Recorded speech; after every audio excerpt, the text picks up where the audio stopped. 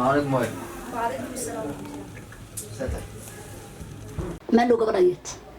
hooyo gabartan waa gabar ajnabi ah waan jeclaaday waxaan rabaa inaan mustaqbalka aan la wadaago وأجنبي بيدا. waa tikrigan والله بلد بولك هاي السوق اللي ما عنده ما قبر كانت وين الصومالي. waan jeclaaday hooyo waxaan rabaa inaan mustaqbalka aan la وخي wadaago قبل الصومالي بحي. تقريبا كصومالات. قبل يعتقد على مصيبة. hooyo kuwaas aan waxa u arkaa inay walaalahay yihiin تي أدير كذا. قبل يعتقد على تاجر. وهو أدير كذا لا. وطب صومالي may af Soomaali ma taqaan مدهول به. ma صومالي way مدهول hadashaa بيك af Soomaali dhawale ka tahay عاوي بريها فدي محاد كفش Soomaali maxaa u weyn maado waxa gabdho Soomaali dad ku yaqtiga tir walaaladii oo ku weedar walaal uga carartay gabdhaha Soomaalida oo quruxda badan oo sa u wada dheer ma weyn hooyo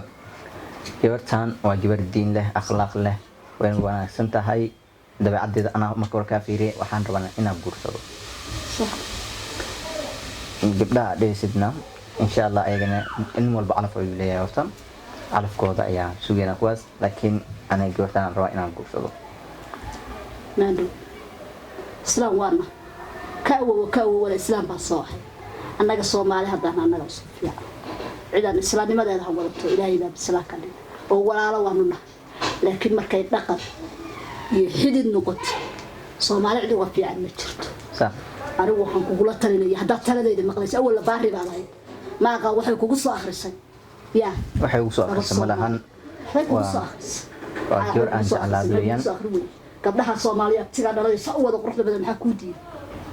hooyo horta aniga marka hore saanta marka aadan ka filanaynin gabdhaha tiga haddaad diidayso kuwan kale Soomaalida ii keen anigu ma rabo waxaan ku afkee taqaana qofan Soomaali aqoon anigu ma afkaraan aqoon hooyo horta unsirida inta keentay haddaad ii keentid cunuga iiga tagto ama cunuga ooyaya qaba aanan oran karin waxaad daar u baado koob shaah ii keen oran karin waxaan ku falaya way baranaysaa dhib ma lahan ana u jooga maado ku sheeg horada waa u ducaysan haddana waa ducaysanta dadar af aqaan ii keen Soomaali wada qabiil walba leedahay Soomaali ii keen hooyo hadda ma qabiilka uu kaliya ma cidda isla soo galno boqol islaamna ha ahaada jannada un baan islaam kuna hooyo hadda ma ana qabiil awgeed ma oga tagay gabartan jeclaa بعمرته والدي diiday hooyo بعمرته waan rabaa duca laakiin hadaa rabta aniga jinab hayeen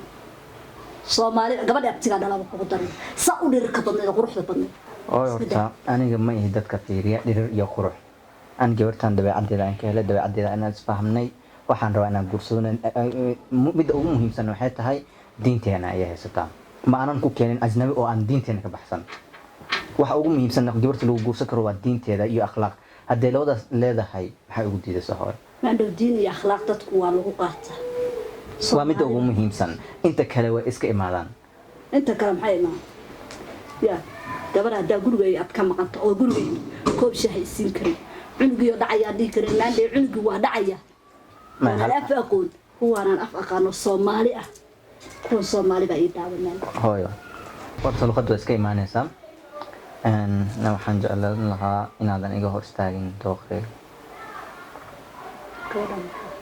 لا ده يقول ربتنا هذا كوتا دعاء إذا هذا ربت قبلنا كل مرة هذيك الصومة نبت ما كاتب عن قبلنا سكت عن صومالي بان كل مرة هذا ربت دور ربت كاتب